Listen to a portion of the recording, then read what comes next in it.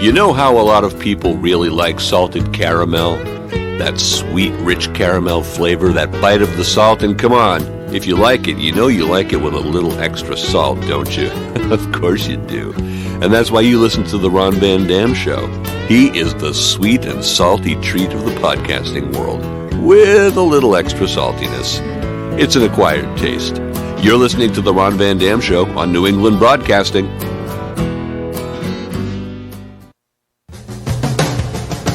Good morning, good afternoon, good evening, good night. It's the Ron Van Dam Show. Hello. Hold on tight, things can get a bit weird, if you like that sort of thing.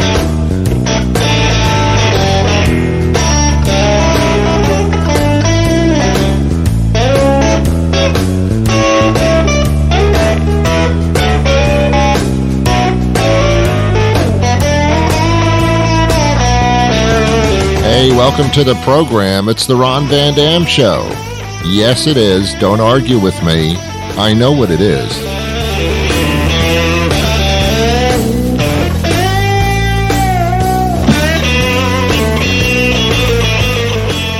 Oh, it's good to be with you. It's good to be with anybody, to be honest with. Well, not anybody. Actually, forget I said that.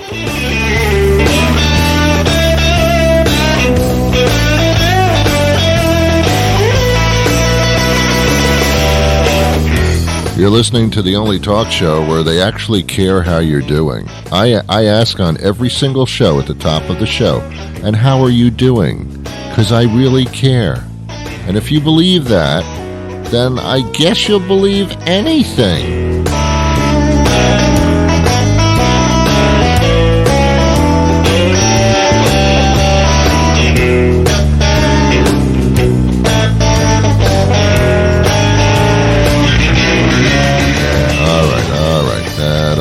That'll do it. Hey, this is a very special, it's Tuesday, first of all, just so you know.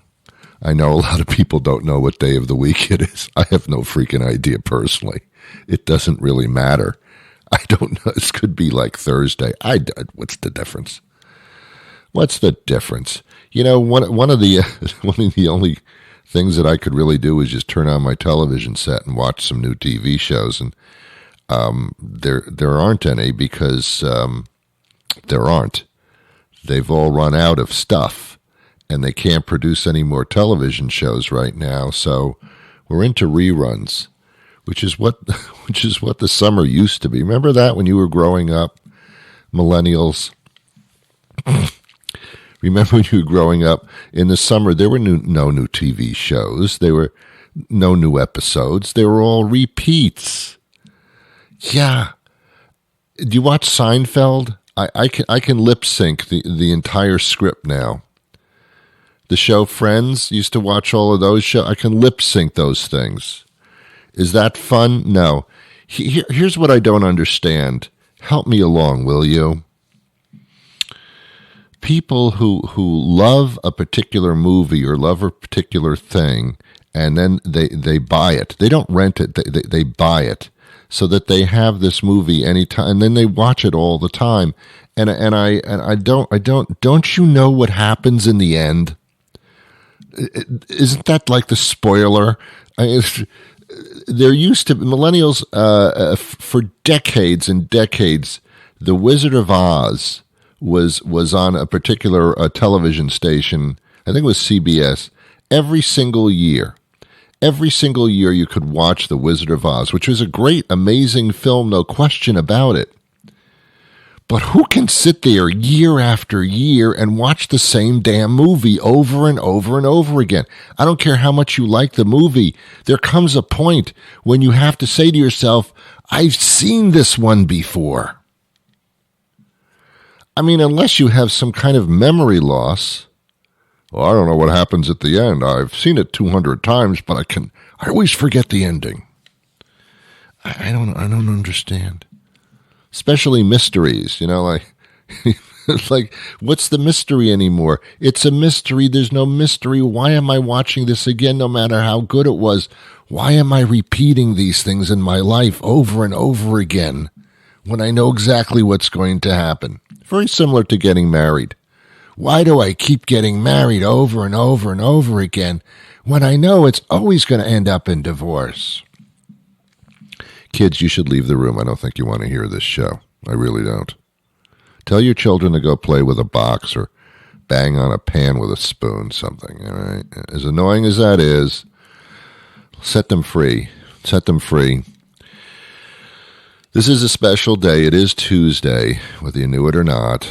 I don't know how to spell Tuesday. I think it's T-U. Tuesday. It's Cinco de Mayo Day. Oh, yeah. Oh, yes, it is. Oh, it is, girlfriend. It is Cinco de Mayo Day. Oh, yeah.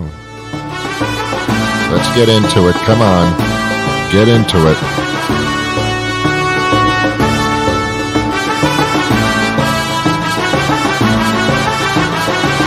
Come on, sing along.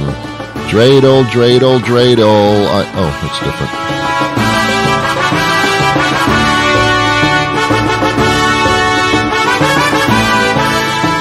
It's a Mexican holiday. Some people think it's a Spanish holiday. It's Mexican, but it's not even really a holiday. It's a very strange thing that we've turned the Cinco thing into. Cinco is 5. It's the 5th day of May. What's the difference? None, but that's just a point. Way back when there was a Napoleon, France invaded Mexico. I don't know. I guess they ran out of countries to invade, and they said, Mexico? All right, fine. It's a trip, but let's do it. They went there. The French army was defeated handily very, very quickly. Mexico had very few casualties. The French, there was wine spilt all over the place. And Mexico won. Now, this is not Independence Day for Mexico. No, it's not. It's just this particular battle that they won. So, it's not a big deal. It's celebrated in Mexico. In the United States, probably even more than Mexico. And all it means is a celebration of Mexican culture. And all that means is, who doesn't love a good taco?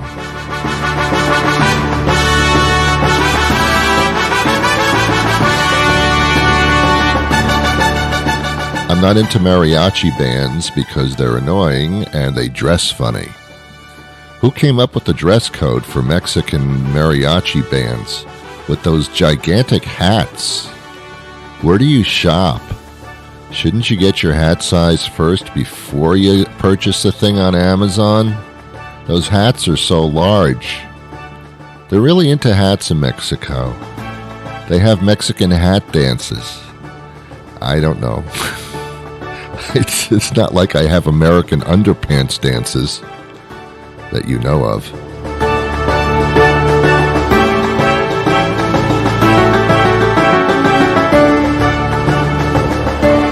So whatever you have in your house, whether you can go shopping or not, you can turn anything into a Mexican kind of flavor by adding anything. Paella is probably the most popular Spanish dish, and a lot of people have that. Mexico, there's a difference between Mexican food and American Mexican food. It's like the difference between McDonald's and grass-fed beef. I don't know what that meant either.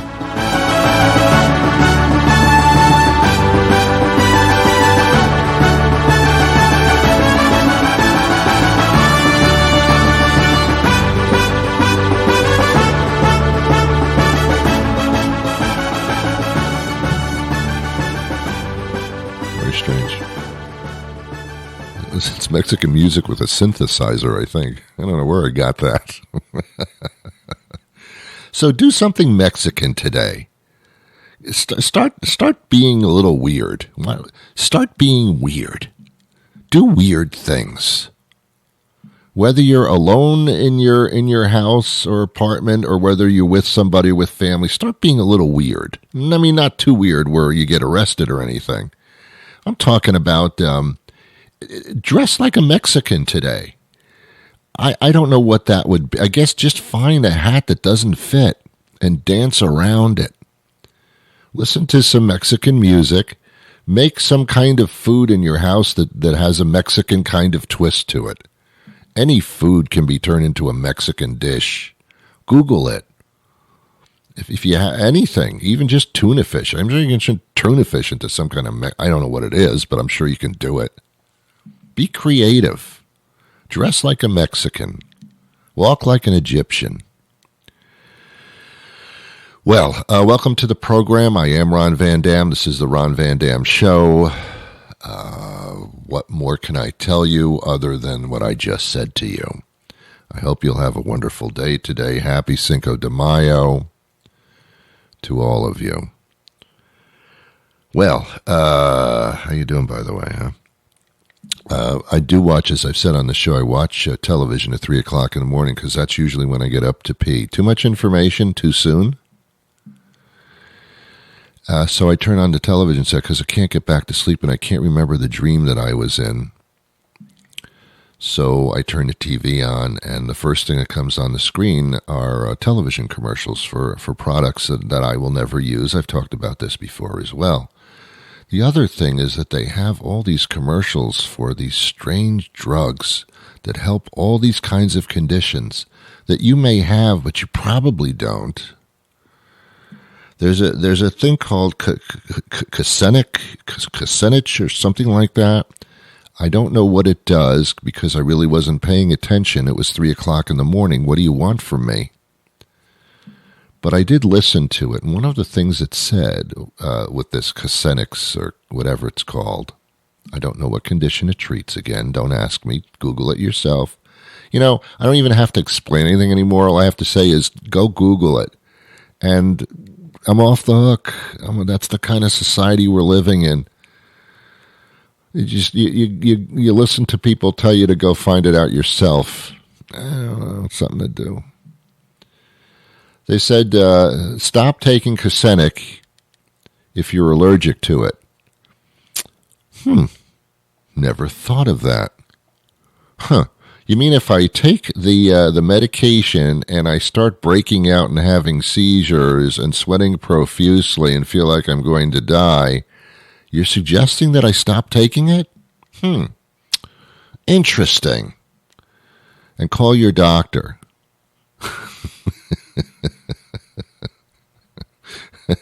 I don't call my doctor for things like that.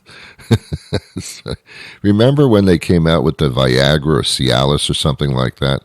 That's where guys take this medication and it makes their weenie stiff. And nothing's nicer than a stiff weenie, to be honest with you. Especially on a nice hot day outside on the grill. So what you do is if you have an erection that lasts more than like 7 weeks, or I think it's like more than a day or half a day or something, you're supposed to call your doctor. And I can't imagine saying that to my doctor. My doctor's a female.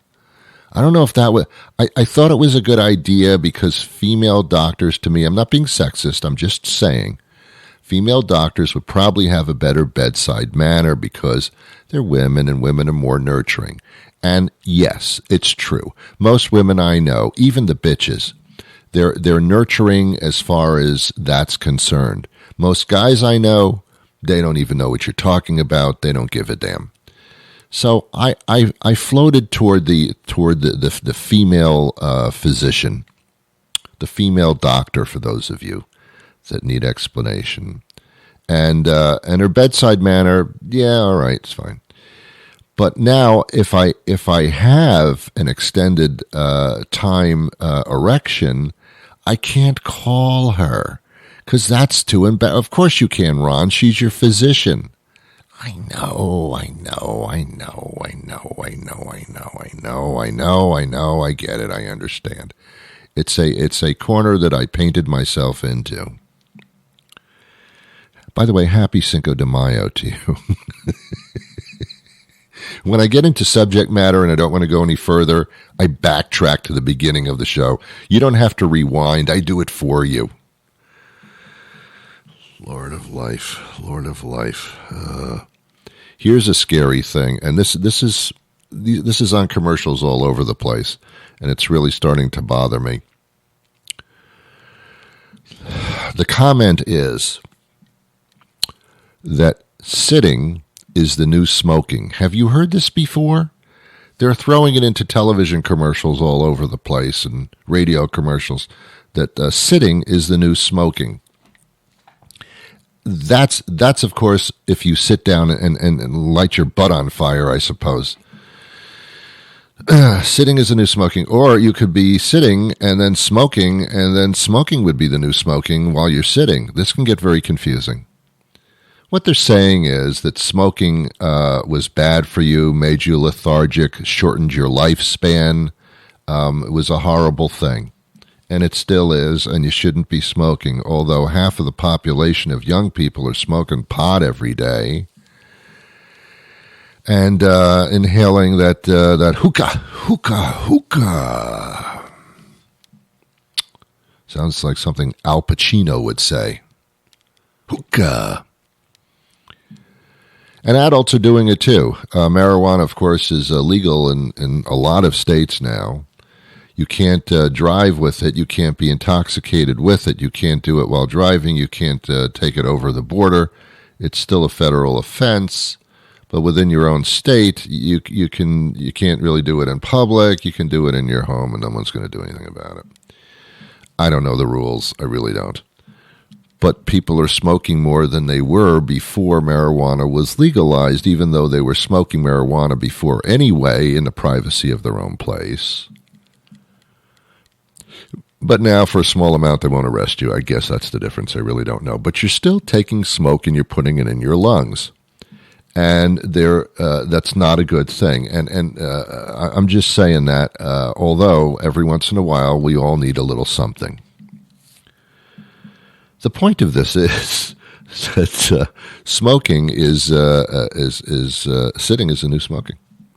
What they mean is that sitting in a chair and not moving around and just sitting there, you're making yourself very unhealthy. You're not moving around. You're not getting any exercise. You're going to shorten your life. You're probably not eating well. You're probably depressed. And you probably listen to this show. All of that not good. All of that not good. So when I hear that, sitting is a new smoking, now I'm scared to sit down. I'm scared to sit down. It's like when you were smoking, Ron, how much you smoke? Oh, I smoke a pack a day. I didn't, but I'm just saying. I smoke a pack a day. Oh, do you sit a lot? Yeah, I sit about 3-4 hours. You're going to kill yourself. Now I'm scared to sit for long periods of time. They've got me going here. I don't like it. You're trying to scare. Why is life trying to scare me so much? Looking for someplace new and fun to take the family for breakfast? Then it's time to try Greg's House of Avocado Toast. Featuring all your breakfast favorites. White toast, wheat toast, rye toast, yes, even multigrain toast, and more, all topped with creamy avocado. Or mix it up a little with a toasted English muffin topped with avocado. Come in every Thursday for our chef's special creation, sourdough toast with avocado. If it's toast with avocado on top, you'll find it, and nothing else, at Greg's House of Avocado Toast. My socks don't mate up. I've talked about that before. They refuse. They refuse to get together. I always believe that socks should not be together until they're married. But this is ridiculous. They just, nothing matches. Not even close. They're even different colors. I'm trying to mate my black socks with my gray socks, and I figure someday, what's wrong with that? We're a very accepting society. Why can't I do that? It's funny. I'm obsessed with socks mating for some reason. I don't know what it is. It's like a wildlife adventure thing for me. Someone once told me, Ron, why don't you just go to Walmart and buy a 6-pack of 6 pairs of socks, or a 12-pack, 12 pairs of socks, and that way they'll always make, because they're all exactly the same sock. You can't go wrong. And get rid of all your other socks and just have these 12 pairs of socks from one package. They're all exactly the same. There's nothing to mate. They're all exactly the same. Just go to Walmart and pick them up. Well, first of all, the toughest part of this is going to Walmart. To me, that's like, I wouldn't say hell, but it's certainly an escalator to hell from purgatory. Oh, gosh. I can't go into Walmart with any kind of self-esteem. So here's what I did. I dressed up like a person who goes to Walmart. I wore my pajama pants and slippers and made sure my hair was not combed at all. And I was widely accepted by the Walmart society. So I go in there, I go to the men's department, and I find a 12-pack of black socks. And I figured, wow, I guess I can't go wrong. I took them home. And I wore the black socks, the 24 socks I wore in the space of a period of time. I put them in the washing machine when I started to run out of socks. Took them out of the washing machine, threw them into the dryer. Took them out of the dryer, and lo and behold, they wouldn't mate. Somehow they were different. I said, how does this possible? How is this even possible? 24 of the same sock and none of them match up out of the same package. What happens in that laundry area that makes socks not want to mate? And I've also talked about this before, and I hate this phrase, a pair of pants. How is that even possible? It's a pair of pant legs. It's not a pair of pants. We would have two pairs of pants, but why are they called pairs? Because there's two legs. But they create pants, not a pair of pants, a pant. It's a pair of legs that make a pant, not a pair of pant. Where did this come from? It's frustrating the hell out of me, as you can tell by my voice. Don't do that. And even worse is a pair of underpants. No, there's not a pair. It's one underpant unit. Nobody wears just one leg. Hey, Ron, you look kind of silly today. Why? You're not wearing a pair of pants. You're just wearing one leg of a pant. Oh, no, where's the other pair? They don't match up. My legs don't match up. That's what I need with socks. I need them connected, like a pair of pants, a pair of socks. They need to be connected at the crotch. It's the only way we don't lose them.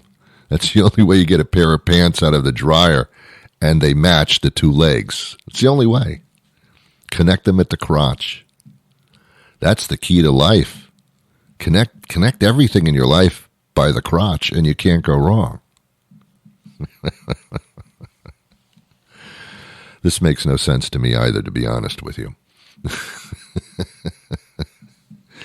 Well, it is Cinco de Mayo Day, man, and somewhere there's people doing the Cinco de Mayo thing. So have yourself a good day. If you have any salsa anywhere in the house, just drink the jar. I mean, make something that's Mexican, will you? I used to, when I was unemployed decades and decades and decades ago, back in the 1700s, I did stay home. I was on unemployment. Not a bad job being on unemployment. In those days, you actually had to go out and look for jobs, though. That was a pain in the ass. But in the afternoon, I used to stay home. I used to watch soap operas. You don't even know what those are, millennials. It has nothing to do with cleaning products. Soap operas were little half-hour or one-hour dramatic programs, and the acting was actually pretty good, and you got into it. The storyline moved, really slow. In April, there's a guy opening the door in the soap opera, and in June, there's a guy starting to go through that same door, and by September, he's pretty much through that door. That's how slow the plot line was on soap operas. But there were Spanish soap operas, Mexican soap operas, in a different language. I don't speak Spanish at all. I can't even say guacamole without having to think about it. And that hola? What is that? Why are you saying that to me? Anyway, Spanish soap operas, they were intense, and I had a good time with them because I didn't speak Spanish. There were no subtitles. I had to figure out what was going on. That was fun. It's one thing to watch something and to get involved in the storyline. It's another thing to try to figure out what the hell they're doing and what are they saying to each other. You can tell by their expressions. It was fun to figure it out. That was challenging. Best part of unemployment ever. I would sit at my kitchen table. I had a little black and white television set. And I would watch these Spanish soap operas, Mexican soap operas. They were intense. They used to yell at each other and talk really, really fast. What a fast-talking language that is. And I'd sit there with a bowl of chips and sour cream. It's amazing I didn't turn into like a 500-pound guy that sits in a chair all day. Because back then, that wasn't the new smoking. Because there was smoking.